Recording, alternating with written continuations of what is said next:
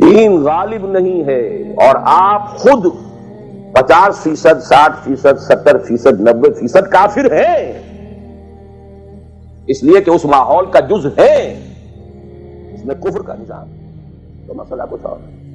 اچھا کھائیں، اچھا پہنیں، نوافل ہے، نوافل پر نوافل ہے، جتنی ترقی کیجئے، دنیا میں کرنا چاہیں دنیا میں کیجئے، روحانی ترقی کرنا چاہیں روحانی ترقی کیجئے، سارے میدان کھلے، علم میں، پروفیشن میں، کسی خاص فن میں ترقی کرنا چاہے کیجئے۔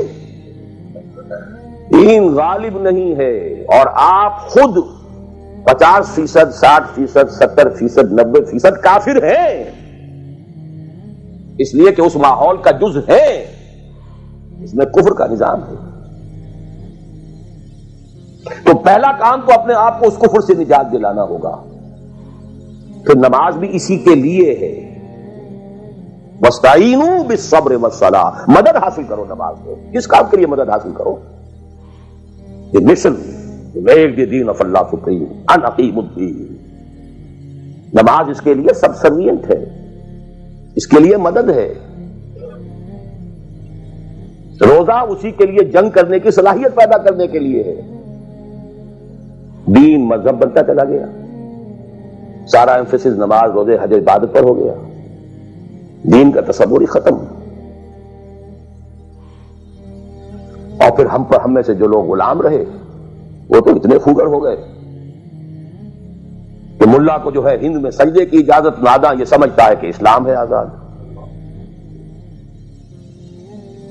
بہت بڑے عالم دین نے کہا تھا یہ کہ ہمیں کوئی ایسا کام نہیں کرنا چاہیے جو ہماری حکمرانوں کو، انگریزوں کو پریشانی کا موجب بن جائے، اس لیے کہ انہوں نے ہمیں مذہبی آزادی دی ہوئی ہے۔ ہمارے نماز پڑھنے پہ کوئی قدغن نہیں ہے، ہمارے روزہ رکھنے پہ قدغن نہیں ہے، حج کرنے پہ قدغن نہیں ہے، لہذا we should be loyal to them۔ ملا کو جو ہے ہند میں سجدے کی اجازت ناداں یہ سمجھتا ہے کہ اسلام ہے آزاد۔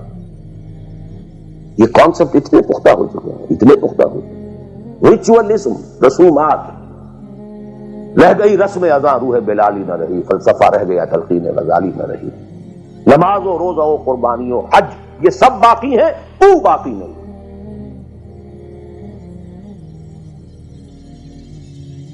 نمازیں بھی ہیں، روزے بھی ہیں، تراویح بھی ہم نے پڑھی ہے، اب موسم آ رہا، عید الاضحیٰ بھی ہوگی، قربانی بھی ہوگی، حج کے لیے بھی جائیں گے، لیکن دنیا پر کوئی اثر اس کا؟ 30 لاکھ آدمی حج کر کے آئیں گے، معاشرے پر کوئی زیرو کے برابر بھی کوئی اثر ہے؟ جو خود جا کر کے آتے ہیں ان پر کوئی اثر ہوتا ہے؟ جیسے گئے ویسے آئے۔ الٹا یہ کہ یہ اور کانفیڈنس لے آئے کہ پچھلے سارے گناہ معاف ہو گئے، اب اثر نو کرنے کی چھوٹ ہے۔ اسی موٹی سے اور میں اپنا 35 سال کا تجربہ آپ کو بتا رہا ہوں۔ اصل ڈیسائیسو پوائنٹ اس کو سمجھ لیں اگر، تو آپ کا پورا تصور بدل جائے گا، ویلیو اسٹرکچر بدل جائے گا، لیکن نہیں تو پھر جو بھی ہے وہ ہے۔ اب میں ایک عملی سوال کہہ رہا تھا کہ اس میں بڑا عملی سوال ہے، میں کیا کروں؟ میں ایک ایسے ماحول میں رہ رہا ہوں جس میں اللہ کا دین غالب نہیں ہے۔ میں نماز پڑھ رہا ہوں، روزہ رکھ رہا ہوں، میں شراب نہیں پیتا، میں سور نہیں کھاتا، چلو میں نے اپنا اکاؤنٹ جو ہے بینک میں جو ہے کرنٹ اکاؤنٹ رکھا ہوا ہے، میں نے کوئی سود نہیں لیا، نہ سود لینا چاہتا ہوں، کیا کروں؟ اکیلا چنا پہاڑ کو تو نہیں پھوڑ سکتا، پورا نظام تو میرے بدلنے سے نہیں بدل جائے، تو میں تو رہا پھر 40%، 50%، 60%، 70% کافر کا کافر۔ تو what's the way out? What's the مخرج؟ بڑی پیاری حدیث ہے وہ جس میں یہ الفاظ آتے ہیں،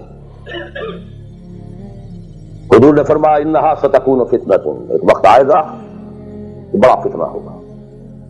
حضرت علی فرماتے میں نے فوراً عرض کیا مل مخرج منہا یا رسول اللہ، اے اللہ کے رسول یہ بتائیے اس سے نکلنے کا راستہ کون سا ہوگا؟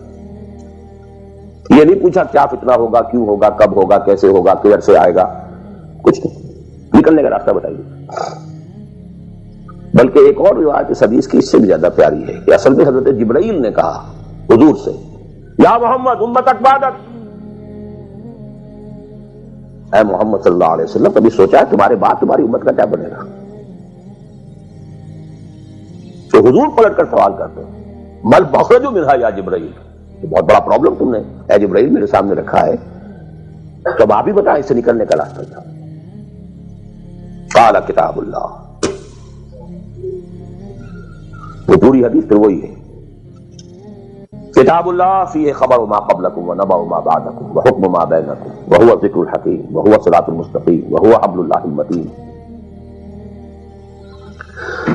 اس کا مخرج کیا ہے؟ یہ ہے اصل میں میرے اور اگر تو یہ بات سمجھ میں آ گئی،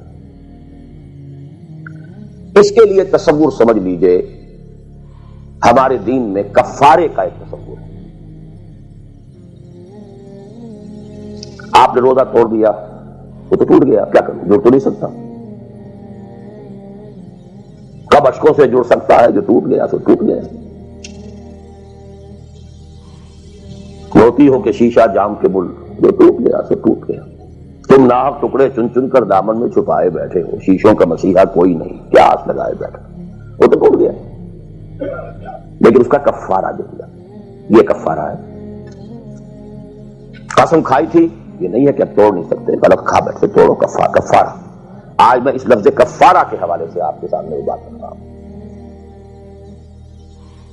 اب مجھے اللہ نے پیدا کر دیا اس دور میں، کسی کو ہندوستان میں پیدا کیا، کسی کو انگلستان میں کیا ہے، کسی کو امریکہ میں کیا ہے، کسی کو پاکستان میں کیا ہے، کچھ کو پاکستان پہنچا دیا ہے چاہے زبردستی چاہے اپنی مرضی سے، کسی کو یہاں پہنچا دیا ہے چاہے کسی بھی نیت اور کسی بھی ارادے سے، لیکن اب ہے کہیں ہے، کیا کریں؟ کوئی کفارہ ہونا چاہیے، کوئی مخرج ہونا چاہیے، بس یہی کفارہ ہے۔ پھر نوٹ کر لیجئے اس ماحول سے سوائے سبسسٹنس لیول کے اور کچھ حاصل مت کرو، اور اس سبسسٹنس لیول پر بھی جو کچھ تم نے کھایا پیا ہے اور سانس لیا ہے، جو انرجی کریٹ ہوئی ہے، اس کا میکسیمم اس جہاد میں صرف کر دو کہ اس نظام کو بدلو۔ تمہاری یہ جد و جہد، تمہاری یہ کوشش کفارہ بن جائے گی اس کا۔ معذرۃ الی ربکم، معذرت پیش کر سکو گے اللہ کے۔ اے اللہ میں نے اس نظام کے ساتھ ریکنسائل نہیں کیا، اے اللہ میں نے اپنی توانائیوں اور اپنی محنتوں سے نہ اپنے لیے کوئی جاگیر بنائی نہ اپنے لیے جائیداد بنائی، اے اللہ میں کوئی دولت چھوڑ کر نہیں مرا، اے اللہ میں نے اپنے بچوں کو بھی اسی کام کے لیے لگا دیا، میں نے ان کی دنیا سے بڑھ کر ان کی عاقبت کی فکر کی، نہیں کر سکا، آگے کچھ نہیں ہو سکا تو میں بے بس ہوں۔ حضرت نوح بھی تو بے بس تھے، کیا کر گئے؟ لیکن اگر کسی بھی درجے میں ریکنسیلیشن ہے، کمپیٹیبلٹی ہے، اس کو آپ نے ایکسپٹ کر لیا ہے، اس میں پھلنے پھولنے اور پھیلنے کا بندوبست کر رہے ہیں، you are doomed. Everything will be multiplied by a big zero and will become a zero. یہ ہے جو میں سمجھا۔ اس کا نام ہے جہاد، کانسٹنٹ فرکشن، کانسٹنٹ اسٹرگل، جان مال، ان صلاتی و نسکی و محیای و مماتی للہ رب العالمین۔ میری زندگی کا مقصد تیرے دین کی سرفرازی، میں اسی لیے مسلمان، میں اسی لیے نمازی۔